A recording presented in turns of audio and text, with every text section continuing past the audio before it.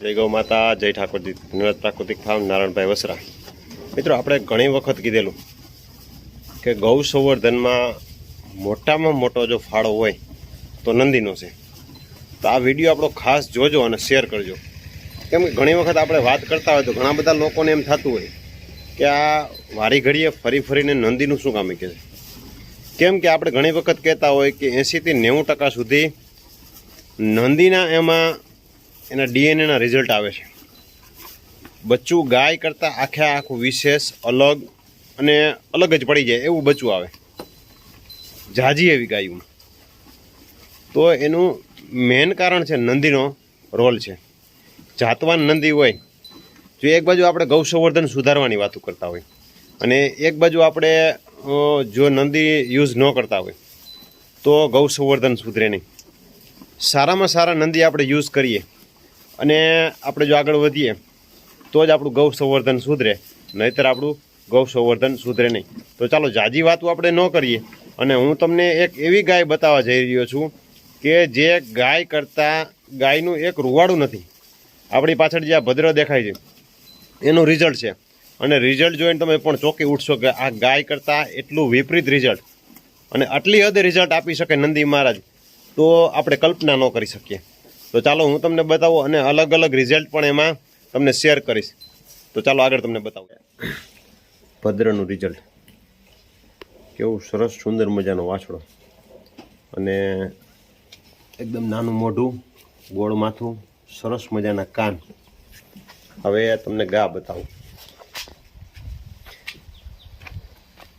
આપણે ઘણી વખત કીધેલું કે નંદીના જે રિઝલ્ટ છે ને 80% ગુણ નંદીના હોય। આ ગા વેતેકની દોથા જેવડી ગા, આ ગાનું કંઈ હાર્ડ કે કંઈ એટલું બધું છે નહીં, તેમ છતાં આ ગા પ્રમાણે એમ કહીને કે આ વાછડો છે ને હજી માત્ર 15 દિવસનો વાછડો છે।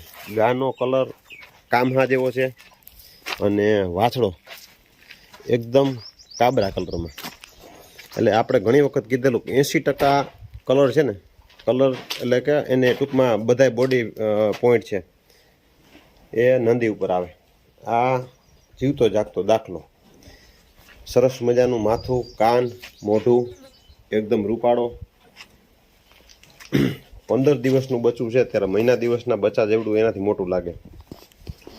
તો કહેવાનો આપણો મિનિંગને હેતુ એ છે કે સારા બ્રિડિંગમાં સારા નંદી વપરાતા હોય અને ગા 50% હોય, 40% હોય, પણ નંદી સારો હોય ને તો આવા 100% સારા શુદ્ધ અને ગુણવાન બચ્ચા આવે તો જ નસલ સુધાર થાય। નહીતર તો જે અત્યારે અનાથ ગૌશાળાના જે બાંગરા ખૂટના કારણે જે પરિસ્થિતિ જે સર્જાય છે આ વસ્તુ ઊભી રહીએ।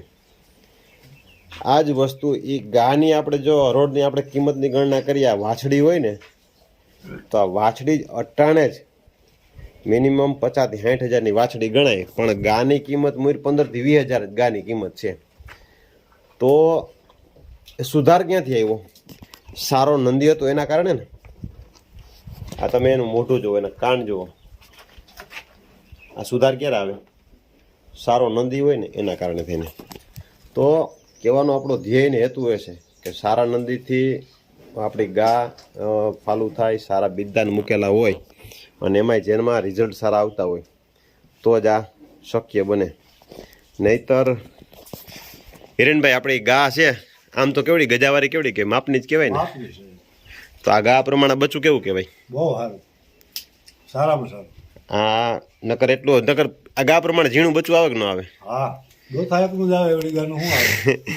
એટલે કહેવાનો મિનિંગ એ છે કે આ 12-13 દિનો થયો અને કહેવાનો મિનિંગ આપણો એ છે કે એ ગામાં કલર નથી, ગાના બા એને એના બાપમાં કલર નહોતો ને બાપની મામાં આવો કલર નહોતો। આવો કલર હતો આમાં? નહીં, ક્યાંય નહીં। એની માં લાલ હતી ને? આવી હતી અને એનો બાપ તો લાલ હતો। એટલે સારા જાતવાન નંદીનો ઉપયોગ કરી અને આગળ વધીએ તો આવા ગુણવત્તાવાળા બચ્ચા આવે। વાછડો વાછડી આપણા નસીબની ભાગની વાત છે, પણ જો આ રિઝલ્ટ આપણી સામે છે અને આ આપણા ભદ્રથી સફેદથી ફરેલું છે ને, બરોબર ને? ચાલો નેક્સ્ટ વિડીયો સાથે મળશું। જય ગૌ માતા।